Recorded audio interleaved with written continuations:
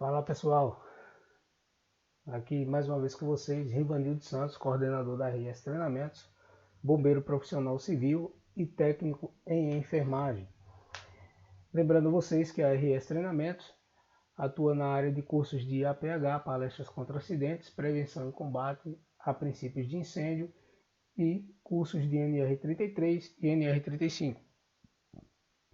Agende uma visita técnica pelo nosso e-mail rivanildosantos@hotmail.com ou pelo nosso WhatsApp 988657616 e teremos o prazer de estar indo até você para tirar suas dúvidas e prestar um bom atendimento. Mas mais nada pessoal, deixa aí o seu joinha, na descrição do vídeo e inscreva-se no nosso canal para estar sempre atenado aí nas nossas postagens, nossos vídeos referente à área de saúde. Vamos entrar agora na terceira parte, sobre a PCR, parada cardiorrespiratória. Vamos entrar agora em conhecer a fundo o que é a PCR e o que é a RCP, tá certo? Nas aulas anteriores aí nós vimos sobre, na primeira parte, sobre o sistema cardiovascular e a sua formação, e na segunda parte nós vimos sobre as doenças que podem acometer o coração.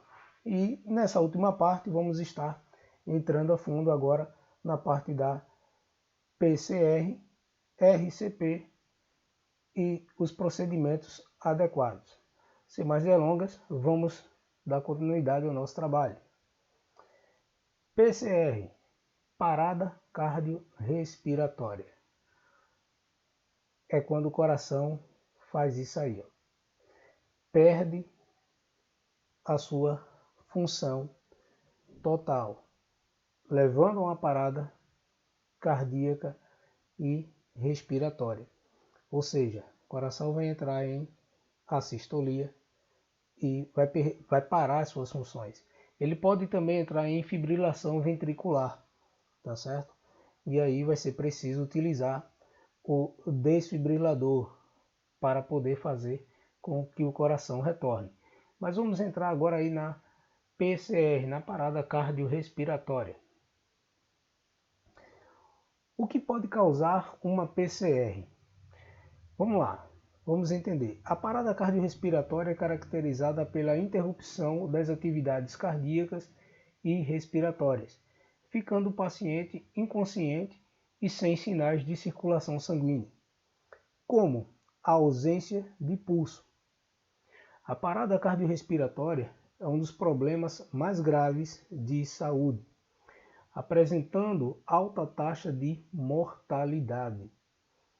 Se não identificado de forma rápida, iniciados os primeiros socorros, tá certo? Então entendam, uma parada cardíaca, uma parada cardiorrespiratória, ela tem um alto índice de mortalidade, tá? Se não for identificado o quanto antes e ser iniciado os primeiros socorros, o paciente pode evoluir a óbito. A taxa de mortalidade em casos de parada cardiorrespiratória já chegou a mais de 90%. Atualmente, essa taxa caiu para cerca de 30%, devido aos tratamentos que hoje em dia ocorrem de forma mais rápida e eficaz.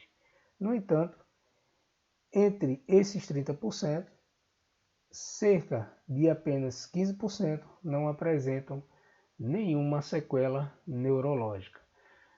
Uma vítima de parada cardíaca, ela pode retornar com sequelas neurológicas devido à falta de oxigenação no cérebro. Sinais de parada cardiorrespiratória. Vamos entender. A parada cardiorrespiratória deve ser diagnosticada de forma rápida e eficaz, de forma a garantir a sobrevida e evitar lesões neurológicas no paciente. Diante disso, alguns sinais podem ser observados nesse diagnóstico. Como você vai identificar um paciente em parada cardiorrespiratória? Pessoal, geralmente o paciente ele vai perder os sentidos, tá certo? Ele vai perder os sentidos. E como você vai identificar? Conforme a gravura, você pode chegar ali na artéria carótida e com os dois dedos aqui, ó, o indicador e dedo médio, tá? Pressionar mesmo aqui, ó, a artéria carótida, e você vai ver se ele tem pulso, tá certo? Se ele está pulsando, e também você vai verificar nessa pulsação aqui. Enquanto você sente a pulsação, você vai ver o tórax do paciente, se ele está ventilando, se ele está respirando, tá certo? Se ele não está respirando, se não tem expansão torácica e não tem pulso, esse paciente ele está em parada cardiorrespiratória. Então, como você vai identificar? Se ele tem ausência de pulso, ausência de movimentos respiratórios, inconsciência do paciente, ele não te responde, tá certo? Você faz lá o estímulo doloroso, o estímulo de voz, ele não responde, tá certo? Então, é um dos sinais. Cianose, que é a coloração azulada ou arroxeada da pele e mucosas. Então, ó, geralmente ele já vai apresentar na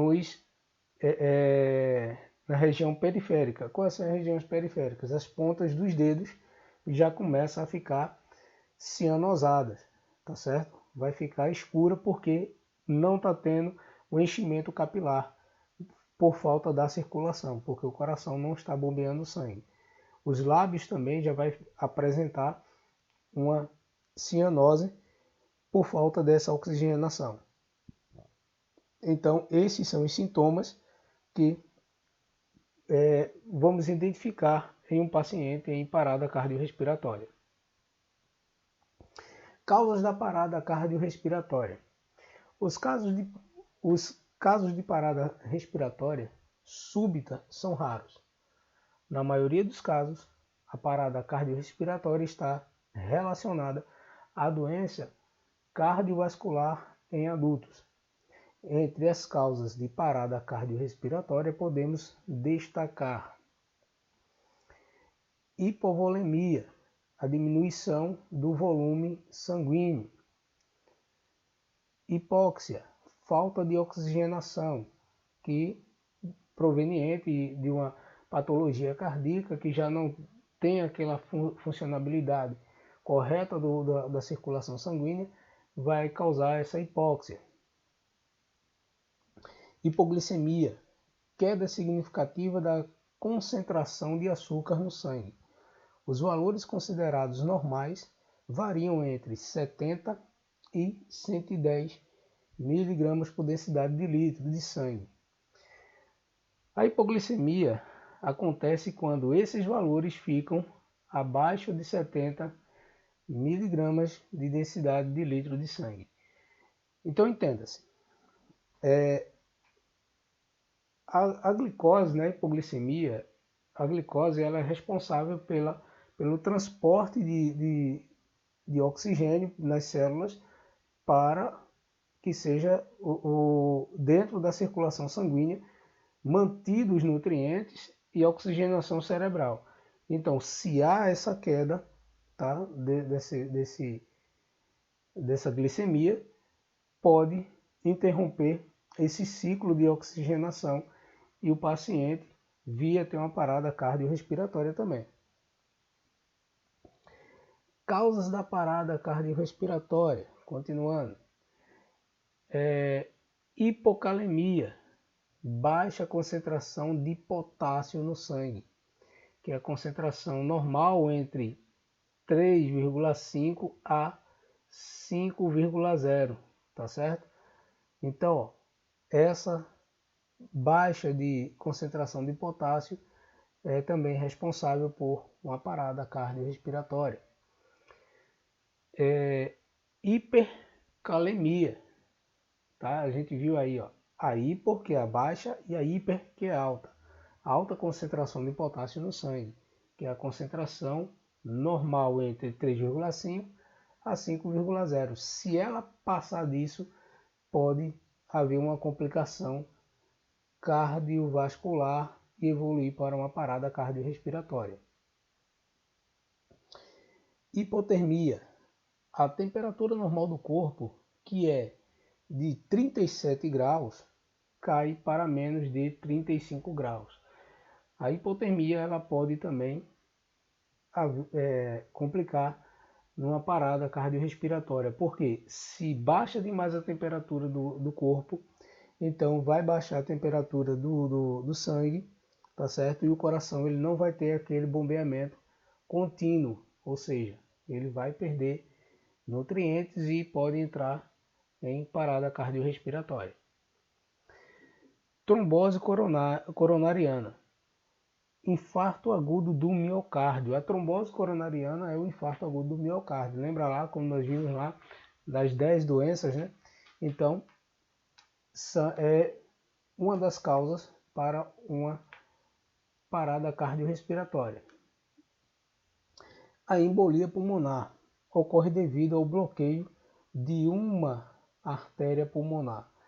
Se houver obstrução arterial no pulmão, tá certo?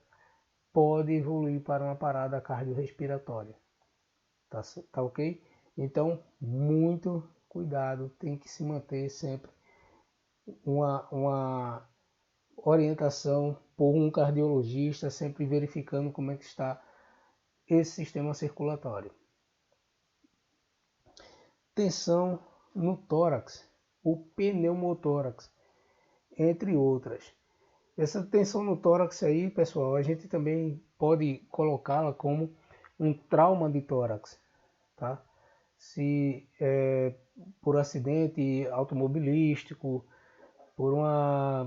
por queda, né? Então pode haver esse pneumotórax e ocasionar uma parada cardiorrespiratória. Vamos entrar agora na parte dos primeiros socorros em casos de parada cardiorrespiratória. O que entendemos por primeiros socorros nessa área aí? Vejam só. Assim que constatado um caso de parada cardiorrespiratória, é essencial que solicite assistência médica e sejam iniciadas as manobras de reanimação ou ressuscitação cardiovascular, que é a RCP, o mais rápido possível, tá certo? Identificou a situação, pede ajuda, liga 192, tá? E inicia as compressões. De preferência, você já inicia as compressões e pede para alguém ligar para o SAMU. Essa manobra tem como objetivo restabelecer o funcionamento do coração e pulmão, de forma a garantir a oxigenação do organismo e, assim, evitar lesões em tecidos e órgãos e, principalmente, evitar que ocorra qualquer lesão cerebral. Para que seja eficaz, essa manobra deve ser realizada com uma frequência de 100 a 120 compressões por minuto. Pessoal, é cansativo, tá? Muito cansativo. Principalmente se você estiver fazendo essa manobra sozinho. Vai cansar, vai sentir o peso da responsabilidade, a tua adrenalina vai a mil.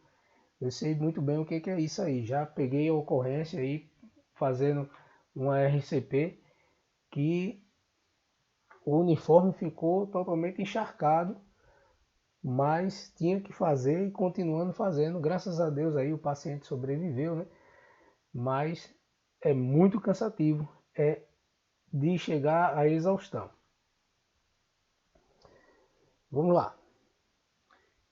Procedimento errado de RCP. Vejam só os tipos de procedimentos que podem ser errados. O paciente tendo um ataque cardíaco. Você se depara com o paciente tendo um ataque cardíaco. Olha só essa situação aí do Mr. Bean. Identificou que o paciente caiu ali, ó, possivelmente um ataque cardíaco. Ele fez o quê? Primeiro ele correu, saiu da cena e deixou o paciente lá no chão. Então, ó, procedimento errado. Você identificou o paciente foi identificado e identificado a PCR, a parada cardiorrespiratória. O que você vai fazer? Iniciar as compressões, mas não da forma errada, tá? Você vai iniciar ela com todo cuidado, com toda a cautela. Felizmente travou aí, né, o videozinho aí, né, o gifzinho aí deve ter travado, mas temos que iniciar essas compressões. Ainda em procedimentos errados, olha só o que acontece. Isso não funciona como reanimação. Olha só essa situação aqui, ó. Olha o que o Mr. Bean está fazendo com o paciente em parada cardiorrespiratória. Olha só, pega os braços, balança para um lado e para o outro. Isso aí não funciona, tá? Olha o posicionamento da mão dele. Não funciona. Ok?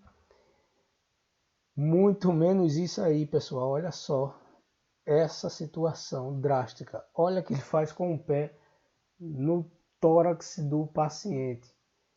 Isso aí também não funciona como reanimação. Vamos entender como é que funciona realmente essa RCP. Procedimento correto de RCP, pessoal. Olha só o posicionamento aí do socorrista sobre a vítima, tá certo? Como é que vai funcionar? Procedimento correto de RCP. Opa, deixa eu voltar aqui. Vamos ver. Se tiver apenas um socorrista, a RCP deve ser iniciada de imediato com as compressões de 100 a 120 por minuto, tá? Ininterruptas. A literatura da American Heart Association, em seu protocolo, dizia que primeiro foi identificado e entrava lá, né, o ABCDE, tá certo? Da PCR, você entrava lá, fazia a avaliação primária e identificava que o paciente estava em parada respiratória, que era os 3 pontos, o ver, ouvir e sentir, tá certo? E se você identificasse que ele estava sem pulso, estava sem movimentos torácicos respiratórios e inconsciente, você já iniciaria logo de cara aí com 2 ventilações de resgate. Porém, de 2010 para cá, salvo engano, foi atualizado esse protocolo, tá certo? E não é preciso mais você entrar com 2 ventilações de resgate. Você já inicia as compressões direta, isso sendo apenas um socorrista, ok? Você já inicia com essas compressões. Mas caso tenha mais de um socorrista, a manobra será de 30 por 2. 30 compressões com 2 ventilações de resgate. Ou seja, 30 compressões por 2 ventilações com um ambu. Isso também se você tiver, tá certo? Aquela parte lá, aquela história lá do boca a boca também foi barrada em protocolo da American Heart Association. Por quê?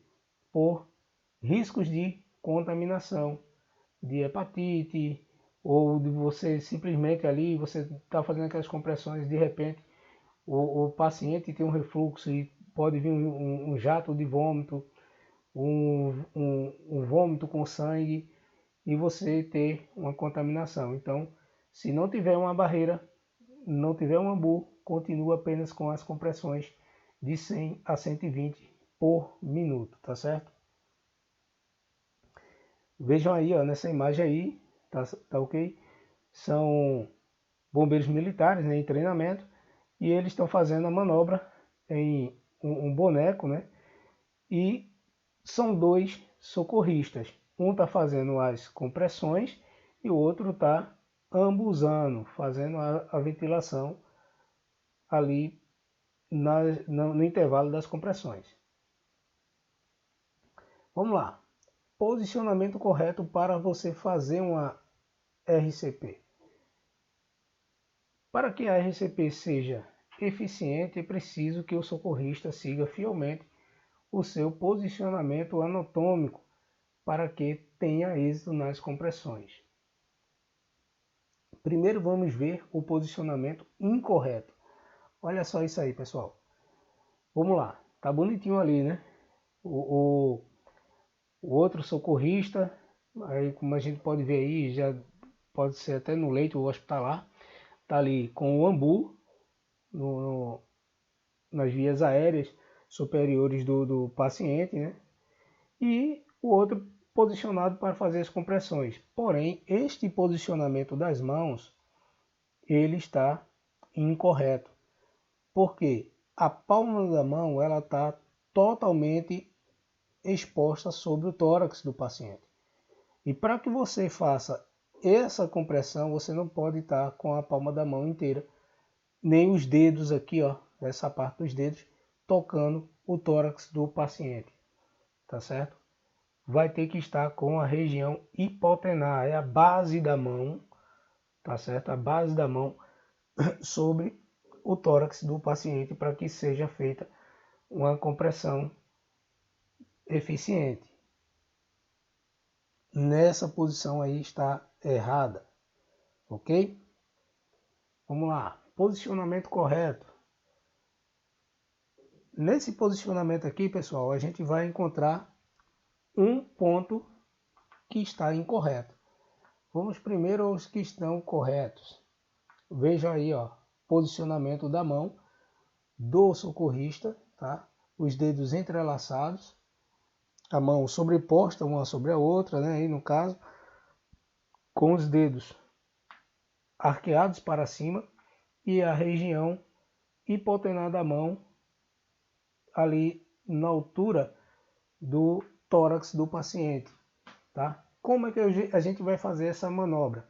Você vai identificar a linha dos mamilos do paciente para fazer essas compressões. Vai ser preciso você fazer uma exposição do tórax do paciente, tá certo?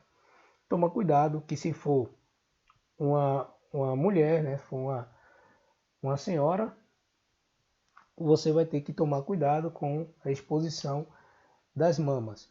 Então, tenta cobrir os mamilos para que seja preservado aí a parte, né, dos seios da vítima.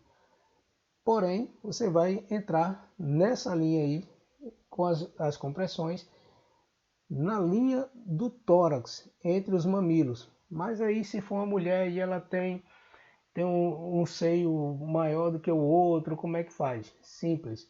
Você vai fazer a medição do umbigo para cima, dos dedos e iniciar as compressões, tá certo?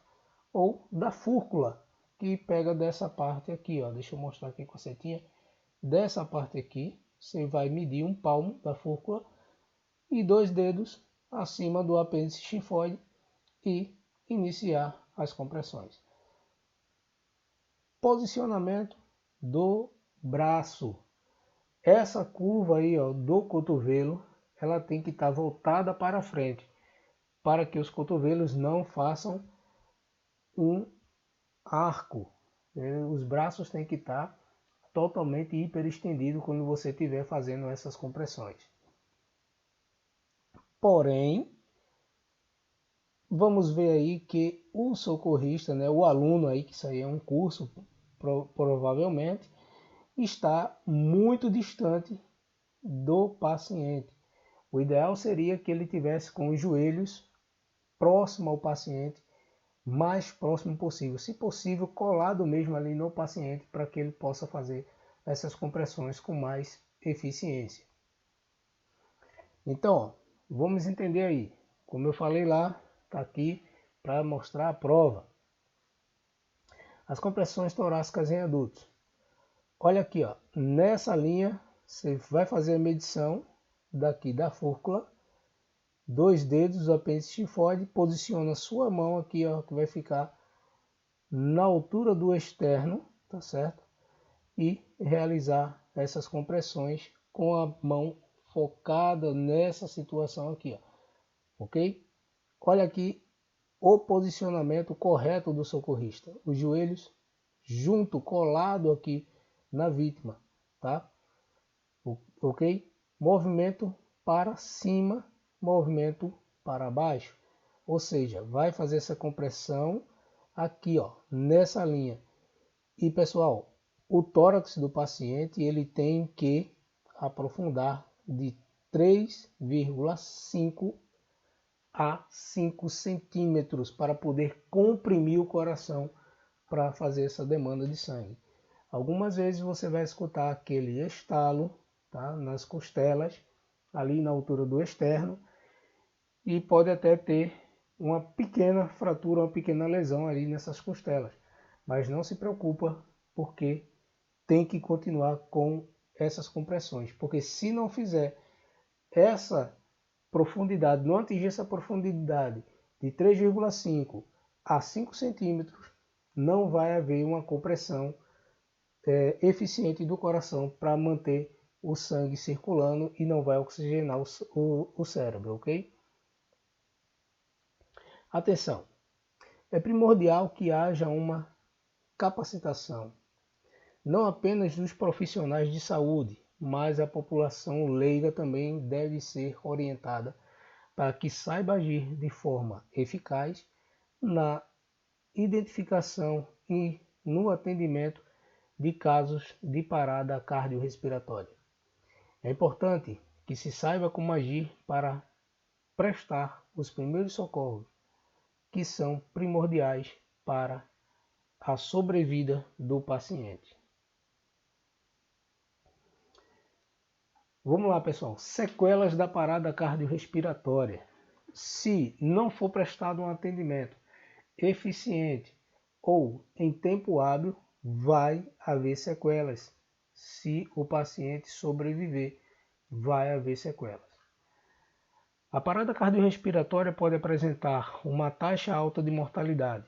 Entretanto, com um rápido e eficaz tratamento, pode-se alcançar uma maior taxa de sobrevida. A partir daí surge outra preocupação: as sequelas decorrentes da parada cardiorrespiratória. A principal sequela em casos de parada cardiorrespiratória são as lesões cerebrais. Isso se deve ao fato de o cérebro não suportar a falta de oxigênio. Ele vai entrar em hipóxia, né? Acima de 5 minutos. A partir desse momento, o paciente poderá apresentar lesões sérias, até mesmo irreversíveis. A partir de 10 minutos de falta de oxigenação, pode ocorrer a morte cerebral. Então, pessoal, por isso que é muito importante que se inicie as compressões o quanto antes, tá certo? Manda ver lá nas compressões. Se tiver à disposição o DEA, que é o desfibrilador externo automático, vai ser instalado o DEA. Lógico que tem que ter um treinamento para isso, tá certo? Vai ser instalado o DEA e o DEA vai fazer todo o mapeamento, toda a leitura e vai falar com você e informar para você se continua as compressões ou se vai ser preciso realizar uma descarga elétrica nesse paciente. Isso aí a gente vê em outro ponto aí, em outra aula aí sobre desfibrilador, ok? Então, um segmento para que você tenha uma noção de um atendimento rápido e eficiente de uma parada cardiorrespiratória.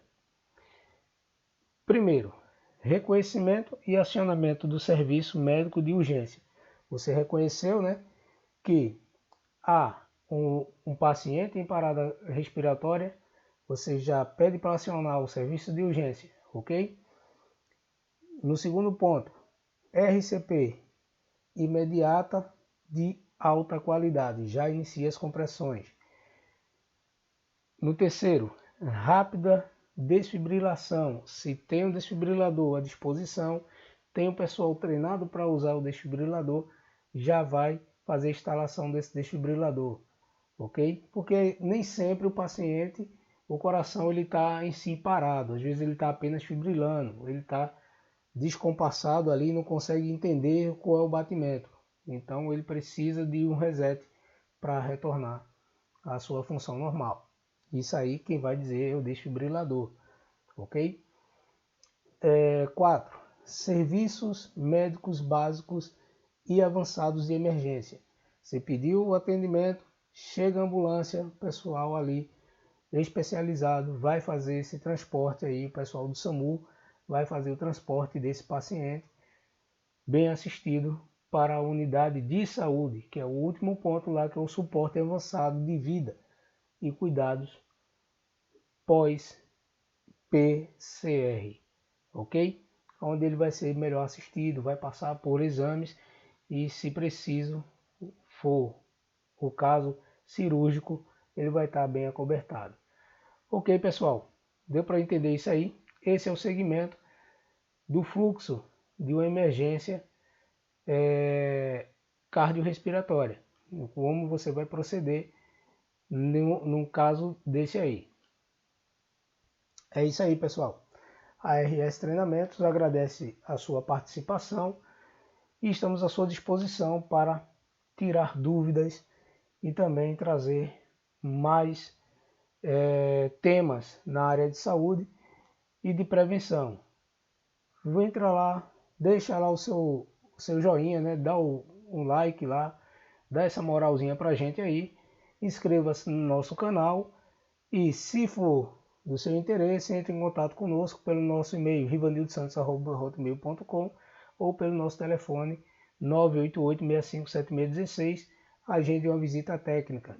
A RS Treinamentos tem profissionais qualificados e instrutores da mais alta qualidade para prestar um bom atendimento à sua empresa.